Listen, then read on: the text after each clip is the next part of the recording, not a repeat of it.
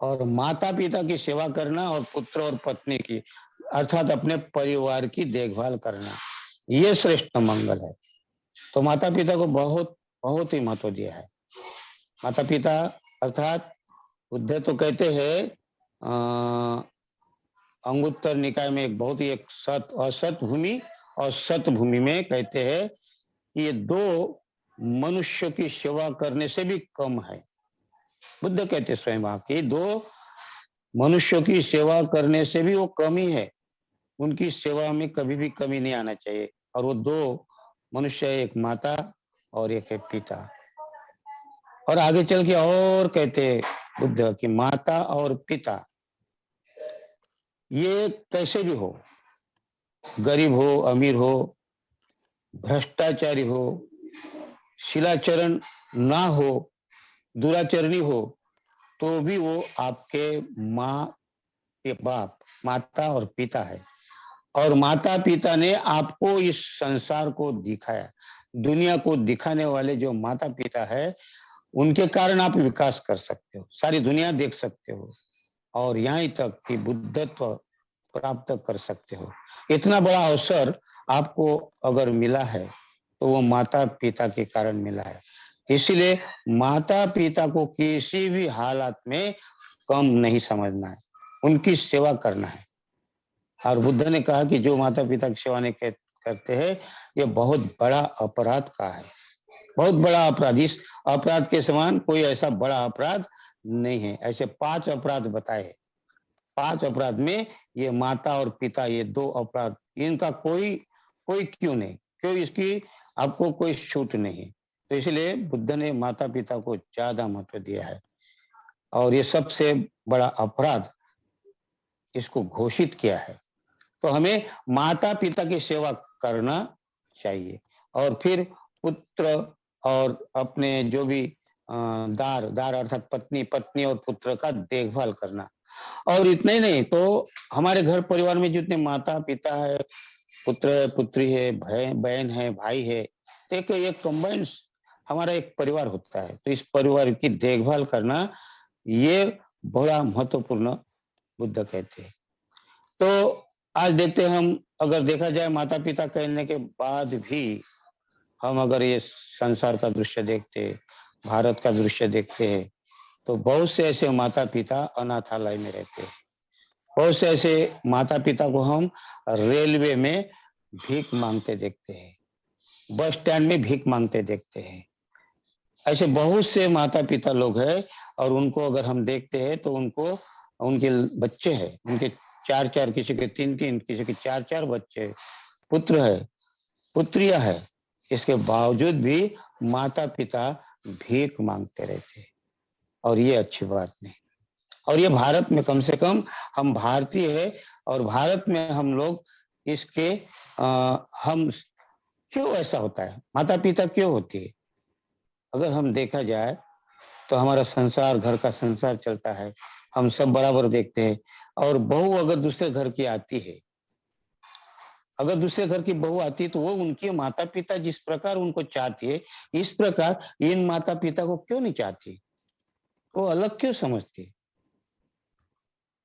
इसके लिए हमें यहाँ अगर हम देखते हैं ना, कहीं ना कहीं खटका रहता है कि ये सास ससुर है।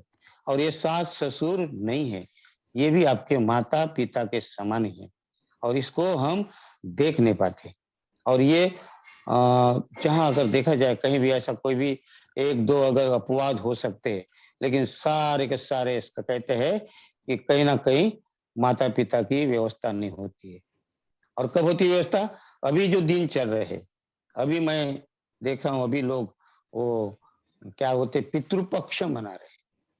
अभी लोग पितृपक्ष मना रहे हैं। पितृपक्ष में मनाकर क्या करते हैं, वो कौवा को बुलाते, कौवे को बुलाते हैं और उसके नाम से उनको निवाला डालते हैं, घास डालते हैं, उसको बुलाते हैं।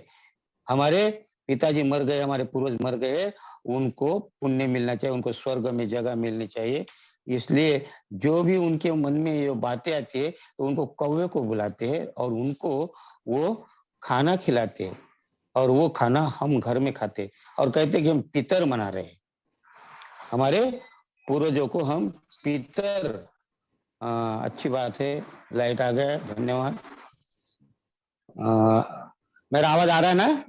आ रहा है सर, आपकी आवाज आ रही है। हाँ, थैंक यू। तो हम जो पितर पक्ष मनाते हैं और क्या कहते हैं, घास डालते हैं, निवाला डालते हैं, कौवों को बुलाकर हम उनको खाना खिलाते हैं। और जो माँ बाप जिंदे हैं उनको हम अनाथालय में भेजते हैं। हम अनाथालय में भेजते हैं और अनाथालय में उनकी व्यवस्था करते हैं। और आप देखिए कि ऐसे कितने परिवार है कि जो बाहर घर में रहते माँ बाप के पास। और इसलिए क्या कहते, संत कबीर ने कहा भी है, क्या कहते हैं, मुठ भर चावल हाथ में लेके कौवा बाप बनावे। मुठ भर चावल हाथ में लेके कौवा बाप बनावे, जीते बाप को रोटी नहीं दी, मरे ऊपर पछतावे। मरने के बाद हम पछताते, हम उनको घास खिलाते, निवाला खिलाते, उनके नाम से हम खाना खाते, लेकिन जीते जीते उनकी तरफ देखते भी नहीं, क्या खाए कि नहीं है, कि पिताजी माताजी आपने कुछ खाए नहीं खाए, कभी पूछते नहीं। जब जिंदे रहते तब उनको कहते कि बूढ़े हो गए, इनको क्या करना है। तो इसीलिए बुद्ध कहते हैं, सुखा मिते यत्ता लोके अथो पेते यत्ता सुखा। बुद्ध धम्मपद में कहते हैं, क्या कहते हैं, सुखा मिते यत्ता लोके, इस लोक में अगर आपको सुखी होना है तो आपको माता की और पिता की सेवा करना चाहिए, तभी आप सुखी हो सकते। सुखा मेते यत्ता लोके अथो पेटे यत्ता सुखा, अर्थात अगर आपको सुख चाहते हो तो आपको आपके माता पिता की सेवा करना, उसमें जो सुख है वो कहीं और सुख नहीं। फिर चाहे कितना भी आप अच्छी बातें करो, हाँ, कुछ भी आप कर सकते हो, लेकिन माता पिता की सेवा अगर नहीं किए तो क्या बुद्ध कहते, सुख अगर से ये तो पहली गाथा कहते हैं। और बुद्ध ने सिगालोवाद सूत्र में भी कहा है, बहुत सिगालोवाद सूत्र में कहा है, अंगुत्तर निकाय में कहा है, धर्मपद में कहा है, जहां जहां बुद्ध को अवसर मिला माता पिता को ऊपर उठाने के लिए, तो वो बात कही बुद्ध ने कहा है कि अगर आप पूर्व दिशा की पूजा करते हो, एक ब्राह्मण, अगर आप अगर पूर्व दिशा की पूजा करते, क्यों करते हो, किस लिए करते हो, तो बुद्ध कहते हैं कि आप भूल गए, शायद आपके पूर्वज करते थे और करते करते यही परंपरा रह गई और आप उसका उद्देश्य भूल गए। तो बुद्ध कहते हैं, जब आप पूर्व दिशा में हाथ जोड़ते हो, नमस्कार करते हो, तो ये बोलते हुए नमस्कार करना है कि मैं जब तक जीवित हूं और जब तक मेरे माता पिता जीवित है, मैं उनकी आजीवन सेवा करूंगा, उनको कहीं भी किसी भी प्रकार की कमी नहीं होने दूंगा। अर्थात सिगालोवाद सूत्र में बुद्ध कहते हैं कि पूर्व दिशा की अगर तुम्हें नमस्कार करना है तो ये कहते हुए कहो कि मैं जब तक जीवित हूं और जब तक मेरे माता पिता भी जीवित है, तब तक मैं माता पिता की सेवा करूंगा। इस प्रकार बुद्ध ने पूर्व दिशा की माता पिता की कही। और हम जाने अनजाने में पूजा तो करते हैं, लेकिन माता पिता को कैसे हाल करते ये हमें देखना चाहिए। तो इसलिए माता पिता, ये इसलिए कहते हैं कि आप अगर अभी बुद्धत्व प्राप्त कर रहे हो, आप अगर श्रोतापन्न बन रहे हो, आप अगर अभी इस लाइन में लगे हो, बुद्धत्व या अच्छे लाइन में लगे हो, और एक दिन अगर आप श्रोतापन्न बन गए या बुद्धत्व प्राप्त हुआ, तो उनके पीछे किसका हाथ है?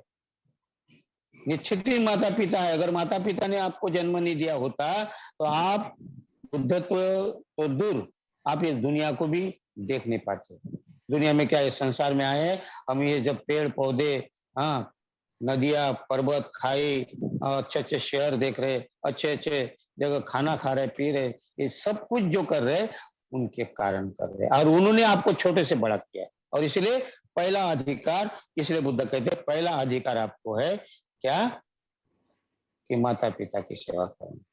और अगर माता पिता की सेवा करेंगे तो फिर उसके बाद में आपको है पुत्रदारस्थ संग हो, अर्थात अपने पत्नी का भी देखभाल करना है, अपने पुत्र का भी देखभाल करना है, अर्थात अपने सारे परिवार का देखभाल करना है। अपने घर में आपका भाई हो सकता है, बहन हो सकती है, और उनका भी देखभाल करना है, क्योंकि आपका एक कर्तव्य है।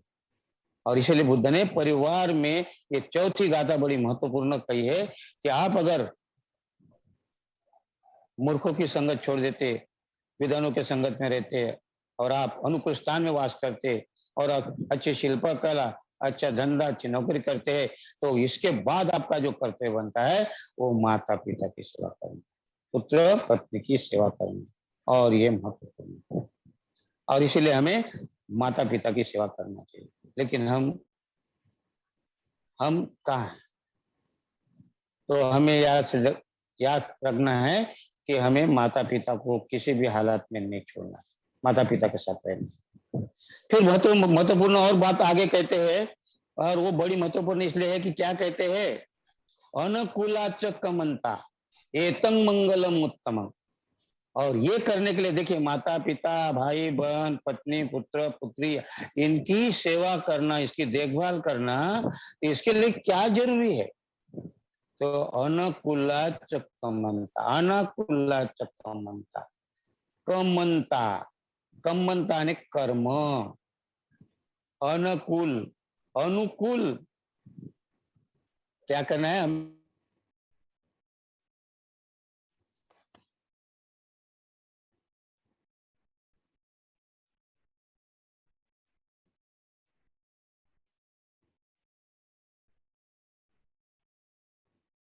सर आपकी वॉइस चली गई का है। नाम होना चाहिए।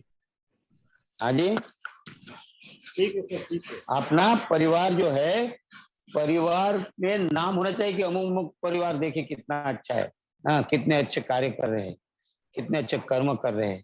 तो ये कर्म, कर्म, कर्म, वही इधर मत डालना। कर्म जो है वो कर्म हमारे अच्छे होना चाहिए। तो माता पिता की सेवा करना ये कर्म है, लेकिन कर्म कैसे अनुकूल कर्म रहेंगे तभी तो हम माता पिता की सेवा करेंगे, हाँ, अपने पत्नी पुत्र की देखभाल करेंगे। लेकिन अगर कर्म अगर हमारे अच्छे नहीं रहे तो फिर क्या करेंगे? तो माता पिता को हम देखते हैं, इसलिए अनुकूल कर्म, और बुद्ध ने कर्म को ही ज्यादा महत्व दिया। बुद्ध ने कर्म को ज्यादा महत्व दिया। बुद्ध ने क्या कहा कि मनुष्य के लिए, अन्य धर्मों में क्या किया, अन्य धर्मों ने ईश्वर को महत्व दिया, उनके जगह में क्या किया, ईश्वर को रखा, ईश्वर की पूजा करो। लेकिन बुद्ध ने ईश्वर के जगह कर्म रखा है, और ये कर्म हमें समझना है। और कर्म जब तक हम समझेंगे नहीं तो क्या होता है कि यहाँ कर्म में थोड़ा गलत फहमियां निर्माण होती है कि अन्य धर्म लोग भी कर्म की बात करते हैं और बुद्ध धर्म में भी कर्म की बात की है। तो यहाँ थोड़ा सा हमें समझना पड़ेगा कर्म, कर्म हमें कैसे करना चाहिए। तो कर्म के बारे में हम बहुत बार इसमें, अगर आप देखेंगे हमारे पुराने प्रवचन, हाँ, टीवी हम बोधि प्रकाश टीवी में अगर जाएंगे तो धम्म और धम्म और सद्धम्म में जो बताया उसमें कर्म के बारे में काफी अच्छा बताया। मैं यहाँ डिटेल तो नहीं बता पाऊंगा, लेकिन कुछ कर्म के बारे में आपको जानकारी अवश्य देता हूँ। तो कर्म ही है सब कुछ। बुद्ध को भी एक ब्राह्मण आया था बुद्ध तो प्राप्ति के बाद में, और ब्राह्मण आकर बुद्ध को कहते तुम कौन हो? तो बुद्ध कहते मैं बुद्ध हूँ।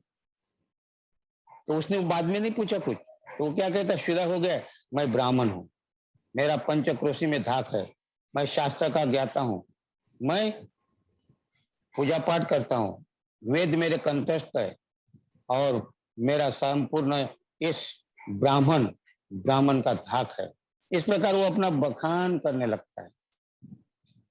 हाँ, तो बुद्ध क्या कहते हैं, न जच्चा होती ब्राह्मणों, क्या कहते हैं, न जच्चा होती ब्राह्मणों, ब्राह्मण कोई जन्म से ब्राह्मण नहीं होता। न वत्सलो जच्चा होती वत्सलो, न जच्चा होती ब्राह्मण, और जन्म से कोई शूद्र भी नहीं होता। क्या कहते? न जच्चा वत्सलो होती, वत्सलो अर्थात क्या होती? नीच।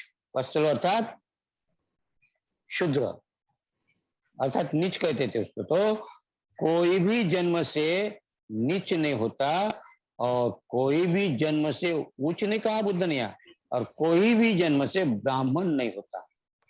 न जच्चा वत्सलो होती, न जच्चा होती ब्राह्मणों। कमुन्ना वत्सलो होती, कमुन्ना होती ब्राह्मण, अर्थात कर्म से ही ब्राह्मण होता है।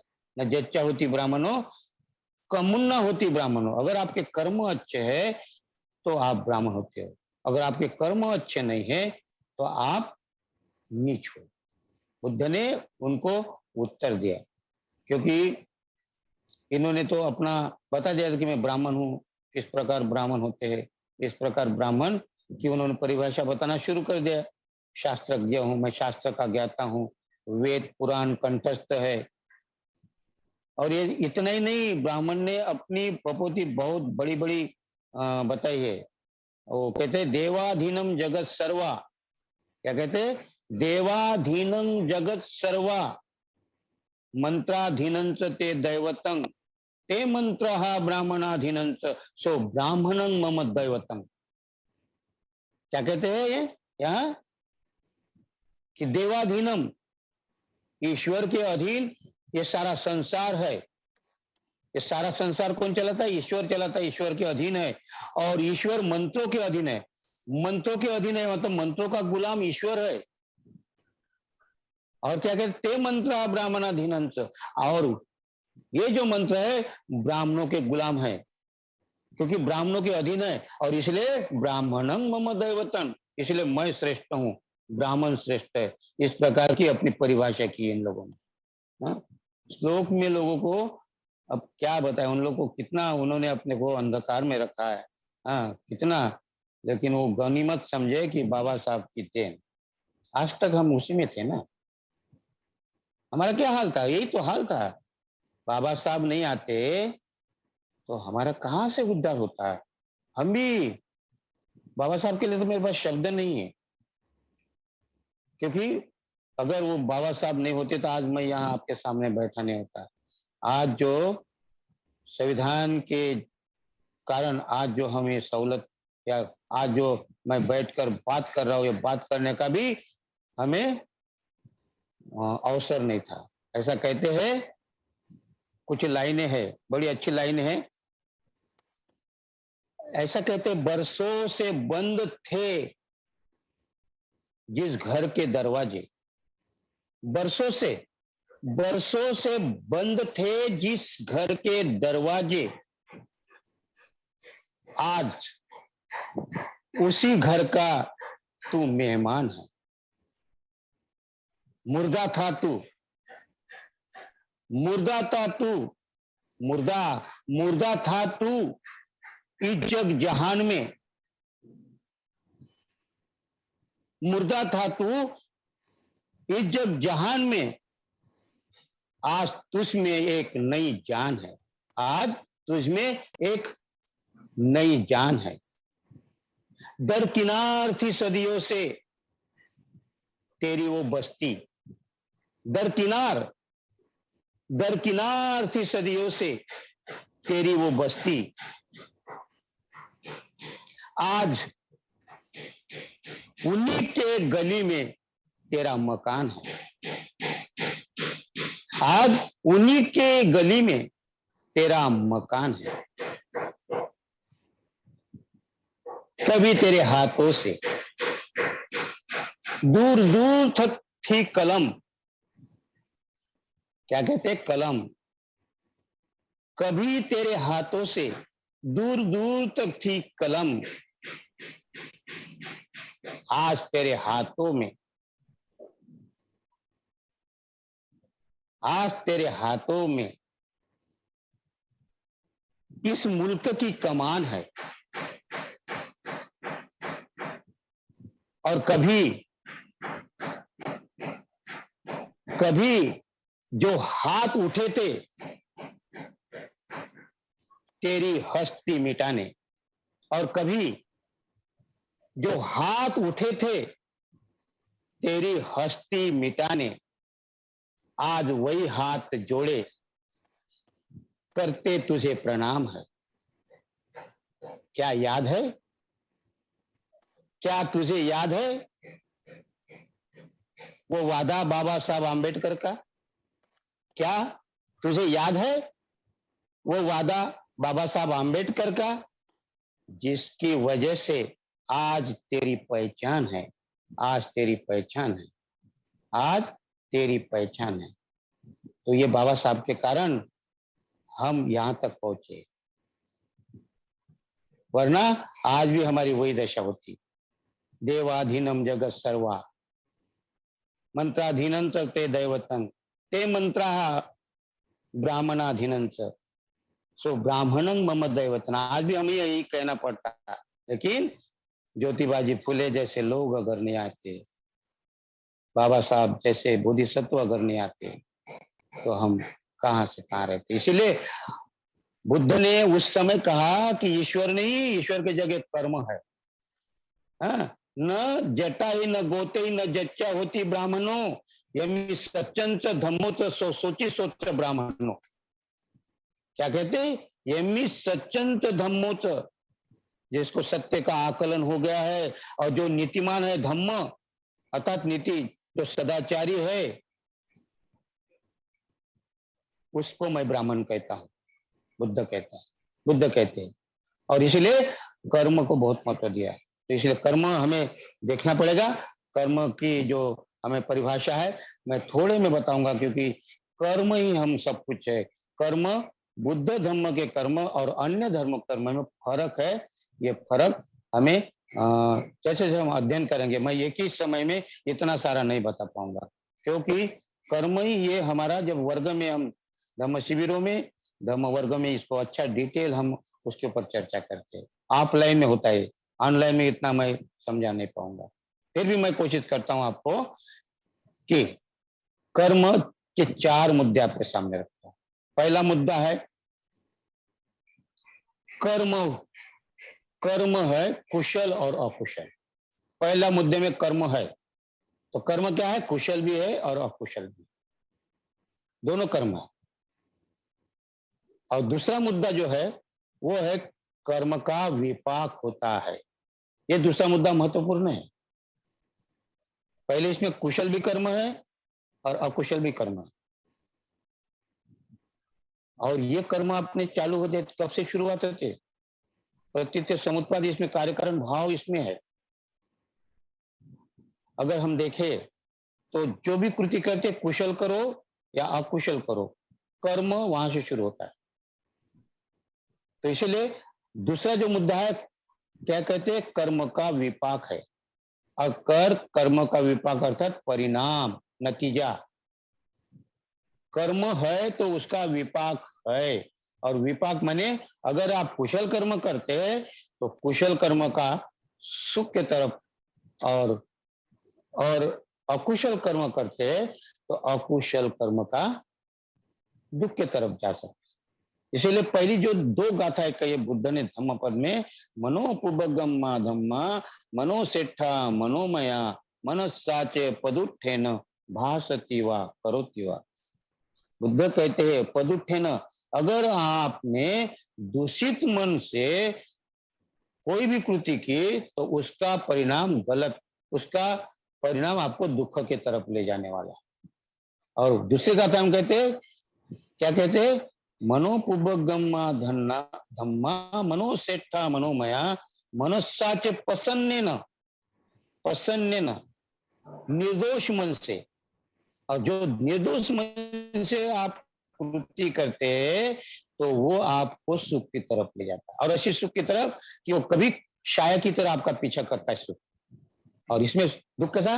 ततो न दुखम अन्वेति चक्क व तो पदम, अर्थात वो जो बैलगाड़ी का जो चक्का होता है, वो जिस प्रकार बैलों के पैरों का पीछा करता है, उसी प्रकार आपका भी दुख पीछा करता है। इसलिए कुशल कर्म करेंगे तो कर्म का परिणाम कुशल होगा। और तीसरी जो बात कही बुद्ध ने, बहुत अच्छी बात कही, तीसरी बात कही है कि कर्म दो प्रकार के होते हैं। एक तत्काल परिणाम देने वाले, तत्काल फल देने वाले, विपाक तत्काल। और दूसरे जो होते हैं वह अनिश्चित, उसका कोई काल नहीं, अनिश्चित काल में। जैसे कि आज अगर तत्काल का अर्थ मतलब अभी आपने किया तो अभी तो आपको उसका परिणाम होगा, है ना। जैसा उदाहरण के लिए अभी आपने किसी को गाली दिया तो तुरंत वो भी गाली देगा, तुरंत परिणाम उसके ऊपर होगा। फिर आप गाली दोगे, फिर तुरंत परिणाम। फिर आपने एक थप्पड़ मारा तो वो भी मारेगा थप्पड़, फिर आप मारोगे। तो इस प्रकार परिणाम यहाँ तुरंत मिलता है और दोनों जेल में जा सकते हैं या एक आधा मर्डर भी हो सकता है, तुरंत परिणाम। लेकिन कुछ ऐसे है कर्म कि वो कालांतर में, अनिश्चित काल, अर्थात आज कर्म किए तो आपको 10 दिन के बाद मिल सकता है, 10 साल के बाद मिल सकता है, 20 साल के बाद मिल सकता है, कितने भी साल के। जैसे उदाहरण के लिए मैं आपके सामने, मैं बहुत सिगारेट पीता था, बहुत सिगारेट पीता था। मैंने 25 साल तक सिगारेट पिया हूं और उसके बाद में छोड़ दिया मैंने सन 84 से छोड़ दिया, 1984, 1984 से मैंने सिगारेट पीना छोड़ दिया। और मैं चलता रहा और आज ये 2016 में मुझे कैंसर हुआ। डॉक्टर कहे थे तुम कभी नशा पान करते हो? मैं नशा तो कभी किया नहीं, कुछ भी नहीं। नहीं नशा करते होंगे। उन्होंने नहीं नशा बिल्कुल नहीं किया। बोले आप सिगार बीड़ी कुछ? मतलब हाँ तम्बाकू बीड़ी, तो मैं सिगार पीता था। कर हाँ, तो उसी कारण कैंसर हुआ। बोले आप तो 2084 के बाद में छोड़ने के बाद 32 साल के बाद में मुझे वो कैंसर हुआ। अर्थात हम जो कृति करते उसका परिणाम 32 साल के बाद भी मुझे मिला।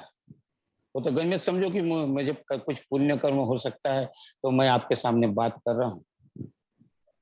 आज 7वां वर्ष है मेरा ऑपरेशन हुआ कैंसर से। तो परिणाम ये दो प्रकार के होते हैं। तो एक तो तुरंत देता है फल, तुरंत। जैसे कि आप सब्जी बना रहे, सब्जी बनाते बनाते उसका तेल का जो छींटा अगर आपके हाथ में आ गए तो उसे चटका लग जाएगा, तुरंत लगता है।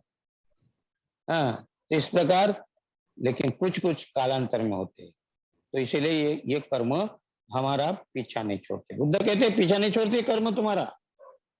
आपको ऐसा लगता होगा कि मैंने उस समय किया और मैं भूल गया, कुछ नहीं। हाँ, ये कर्म सिद्धांत बुद्ध की इसमें बहुत ही सुंदर तरीके से बताया गया है। और ऐसा कहते कि ये सिद्धांत समझाने के लिए बुद्ध ने काफी अच्छे उदाहरण दिए हैं। एक शिकारी का कुत्ते का उदाहरण दिया है, लेकिन मैं समय के कारण नहीं बता पाऊंगा। लेकिन इसका हमें परिणाम होता है। फिर चौथा जो मुद्दा है वो महत्वपूर्ण है और यही बुद्ध धम्म में ये महत्वपूर्ण है, आत्मा को छोड़कर, है ना। चौथा कर्म जो कहा है बुद्ध ने, अहोशी कर्म का है। और ये आप बुद्ध और उनके धम्म में बाबा साहब ने जो लिखा है कर्म, जो धम्म माने क्या, उसमें जो कर्म सिद्धांत बताया है उसमें आप जरूर पढ़िएगा। और उसमें अहोशी कर्म के बारे में बाबा साहब कहते हैं। क्या कहते हैं उसमें? अहोशी कर्म ऐसे है कि अगर आपने अच्छे कर्म किए, अगर आपने अच्छे कुशल कर्म किए, वजनदार कर्म किए, वजनदार कर्म अर्थात मजबूत, वजनदार कर्म उसको कहते ध्यान करना, वजनदार कर्म कहते पूजा करना, वजनदार कर्म कहते आचरण करना। ये बहुत आचरण अर्थात पंचशील का 10 शील का पालन करना, ये वजनदार कर्म है। ध्यान करना ये उससे भी वजनदार कर्म है। अगर ये वजनदार, ये अच्छे कर्म करते हैं आप, तो अवश्य कर्म में कहते हैं चौथे मुद्दे में कि छोटे बड़े आपके जो अपराध है, छोटे बड़ी जो आपने गलतियां किए, तो वो उसमें अच्छे कर्म में दब जाते हैं। अरे बाबा साहब ने कहा, आप पढ़िए उसमें। तो आपको अवश्य कर्म में एक चांस है, एक अवसर है कि आपको आपके कर्म सुधार कर छोटे मोटे कर्म को नष्ट कर सकते हैं। ऐसे कुछ कर्म अवश्य में बताया कि कुछ कर्म का फल भी, परिणाम भी नहीं होता। अवश्य कर्म में कहा है कि कुछ ऐसे भी है कर्म कि उसका कोई परिणाम नहीं है, अर्थात उसमें आपको अवश्य कर्म में इसमें चांस है, अवसर है आगे बढ़ने का। अगर आप ध्यान करते हैं तो छोटे छोटे बड़े कोई छोटे, लेकिन परिणाम होगा। अगर बड़े कर्म किए तो उसका परिणाम निश्चित होगा। ये मत भूलना कि हम अगर अच्छा ध्यान किए तो हमारे परिणाम छूटेंगे, नहीं, हल्के होंगे।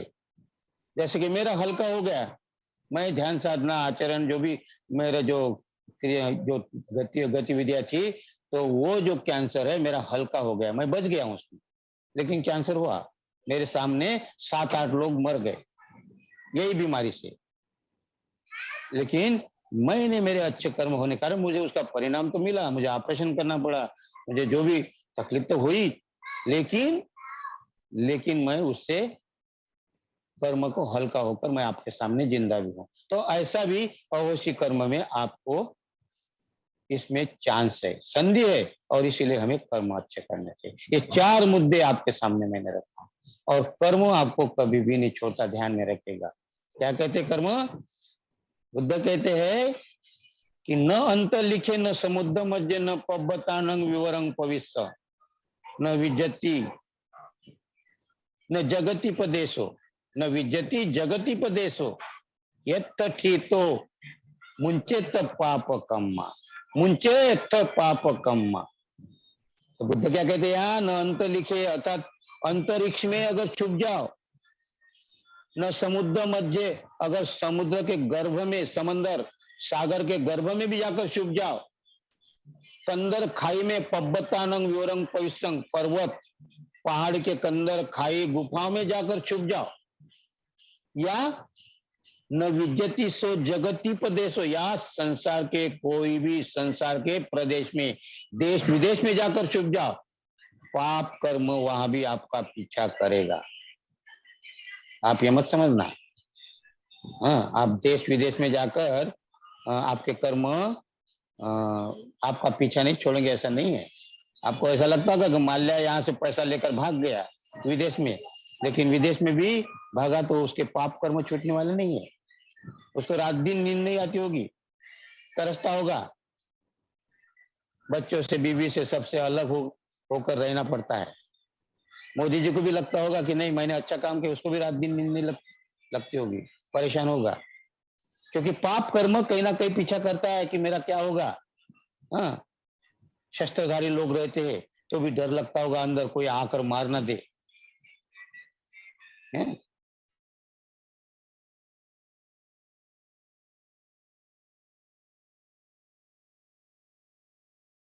क्या कहते हैं कि ना अंतरिक्ष में, ना समुद्र के गर्भ में, ना पर्वतों के कंदर खाई गुफा में, और ना ही जग पाप कर्म वहां भी आपका पीछा करेगा, पाठलाग करेगा। बुद्ध कहते न अंत लिखे, न समुद्र मध्य, न पब्बतानंग विवरंग पवित्रम, न विचति सो जगति पदेशो यत्थठितो पाप मुंचेत पापकम। तो ये पाप कर्म आपको नहीं छोड़ेंगे कहीं। और इसलिए बुद्ध कहते हैं नतंग माता पिता कैरा वहां पीछे। और कहते सजग करते बुद्ध, नतंग माता पिता कैरा वहां पीछे यातिका, अर्थात यातिका, यातिका माने रिश्तेदार, सगे संबंधी, न माँ, न बाप, न भाई, न बहन, न सगे, न रिश्ते, न संबंधी, कोई भी आपकी रक्षा नहीं कर सकता। नतंग माता पिता कैरा वापिच यातिका, समापनी हितंग चित्तंग श्रेय सोनंग ततो करे, श्रेय सोनंग ततो करे। अर्थात क्या कहते हैं? समापनी हितंग चित्तंग, अच्छे मार्ग पर, कुशल मार्ग पर चलने वाला चित्त, अर्थात अच्छे कर्म, कुशल कर्म करने वाला चित्त ही आपकी रक्षा कर सकता है, वरना आपके माँ बाप, भाई बहन, सगे संबंधी कोई भी आपकी रक्षा नहीं।